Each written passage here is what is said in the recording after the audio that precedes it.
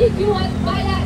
Alam ng kababaihan kung sino ang tunay nito ang pinagtasan ng kababaihan na patuloy na lalaban para sa karapatan, kagalingan, kalayaan ng kababaihan at ng taong bayan.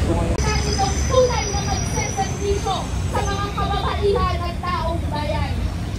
Ito po ay banta sa demokratikong karapatan ng kababaihan para sa tunay na representasyon nito sa Kongreso. Alam ng mga kababaihan kung sino sa dekada na paglilingkod ng Gabriela Kababayan magkaisa!